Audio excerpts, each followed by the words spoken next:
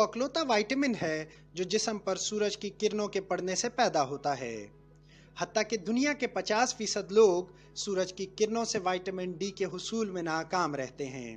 اس کی وجہ جزوی طور پر زیادہ تر وقت گھر یا آفس میں گزارنا یا دھوپ سے بچنے کے لیے سن بلاک کا استعمال ہو سکتا ہے۔ اس کی ایک وجہ غذا میں وائٹامن ڈی کی کمی یا مغربی کھانوں کا بڑھتا ہوا رجحان بھی ہے۔ جسم میں وائٹامن ڈی کی ناکافی مقدار رفتہ رفتہ ہمیں مختلف مسائل کا شکار کر سکتی ہے۔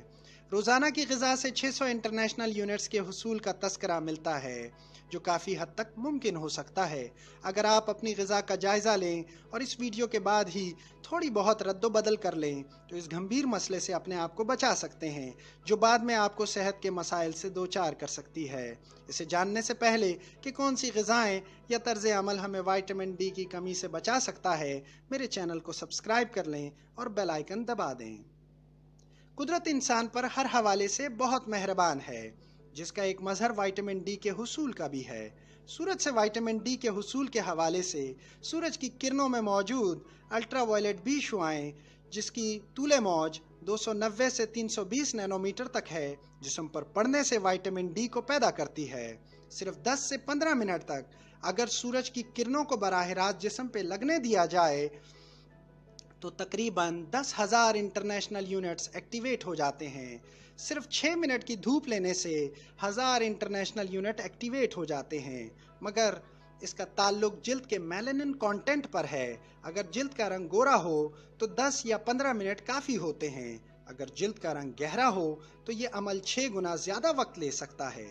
بہت سے لوگ اس غلط فہمی کا شکار ہوتے ہیں کہ وہ گاڑی میں بیٹھ کر یا کمرے کی کھڑکی کے شیشے کے پیچھے بیٹھ کر اپنے وائٹامن ڈی کو ایکٹیویٹ کرنے میں کامیاب ہو جائیں گے، تو ان کو میرا پیغام ہے کہ اس عمل سے وائٹامن ڈی ایکٹیویٹ نہیں ہو سکتا، کیونکہ الٹرا وائلٹ بی شعاعیں شیشے سے جذب نہیں ہو سکتی۔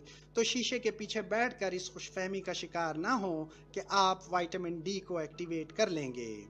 وہ اوقات جس میں سورج کی دھوپ وائٹامن ڈی کے حوالے سے لینا مفید ہے، صبح سورج نکلنے سے 9 بجے تک اور شام سورج غروب ہونے سے پہلے کا وقت۔ غذا میں اگر وائٹامن ڈی کے حوالے سے بات کریں تو مچھلی ایک بہترین ذریعہ ہے۔ مچھلی اومیگا 3 فیٹی ایسڈ کا بھی ایک بہترین ذریعہ ہے جو آپ کے جسم اور دماغ کے لیے بہت اہمیت کا حامل ہے۔ عمومی طور پر ہر قسم کی مچھلی آپ کے لیے فائدہ مند ہے اور وائٹامن ڈی کا ذریعہ ہے، مگر یہ مقدار مختلف مچھلیوں میں مختلف ہوتی ہے۔ وائٹامن ڈی کے حوالے سے چربیلی مچھلیاں زیادہ وائٹامن ڈی کی مقدار رکھتی ہیں۔ 100 گرام مچھلی میں پائے جانے والی مقدار 160 انٹرنیشنل یونٹ سے 658 انٹرنیشنل یونٹس تک ہو سکتی ہے۔ لوگ جو مچھلی کا استعمال نہیں کرتے وہ انڈوں سے وائٹامن ڈی حاصل کر سکتے ہیں۔ انڈے کی سفیدی میں زیادہ تر پروٹینز ہوتے ہیں، جبکہ چربی، وائٹامنز اور نمکیات انڈے کی زردی میں پائے جاتے ہیں۔ ایک انڈے کی زردی میں 18 سے 39 انٹرنیشنل یونٹس تک وائٹامن ڈی کی مقدار پائی جاتی ہے، جو کہ روزانہ کی مقررہ مقدار کے حوالے سے بہت کم ہے۔ گائے کا دودھ قدرتی طور پر کئی نیوٹرینٹ کا ذریعہ ہے، جس میں کیلشیم، فاسفورس اور وائٹامن B2 یعنی رائبوفلیون۔ ایک گلاس 250 ml میں وائٹامن ڈی کی مقدار تقریباً 130 سے 140 انٹرنیشنل یونٹ ہوتی ہے۔ تقریباً دنیا کے 75% لوگ لیکٹوز انٹالرنٹ اور 2 سے 3% لوگ دودھ سے الرجی کا شکار ہیں۔ لیکٹوز دودھ میں قدرتی طور پر پائے جانے والی مٹھاس ہے جو کاربوہائیڈریٹ کی ایک قسم ہے۔ اس سے متاثرہ لوگ دودھ پیتے ہی ان کو پیٹ خرابی یا دست کی شکایت ہو جاتی ہے، تو اس حوالے سے مارکیٹ میں دستیاب لیکٹوز فری دودھ کا استعمال کیا جا سکتا ہے۔ اورنج جوس وائٹامن ڈی اور کیلشیم کے حصول کا اچھا ذریعہ ہے۔ اگر ایک گلاس اورنج جوس کا استعمال کیا جائے تو اس سے 142 انٹرنیشنل یونٹ تک وائٹامن ڈی کی مقدار حاصل کی جا سکتی ہے۔ اناج اور دلیے کا استعمال بہت مفید ہے۔ اس میں فائبر کی موجودگی آپ کے نظام ہاضمہ کی درستگی میں بہت اہم ہے۔ آدھا کپ دلیے کا استعمال آپ کو 55 سے 154 انٹرنیشنل یونٹ تک وائٹامن ڈی فراہم کر سکتا ہے۔ کوڈ لیور آئل ایک بہت مشہور سپلیمنٹ ہے۔ اگر آپ مچھلی کا استعمال نہیں کرتے تو یہ آئل آپ کے وائٹامن ڈی کی ضرورتوں کو پورا کرتا ہے، کیونکہ یہ وائٹامن ڈی کا ایک بہترین ذریعہ ہے۔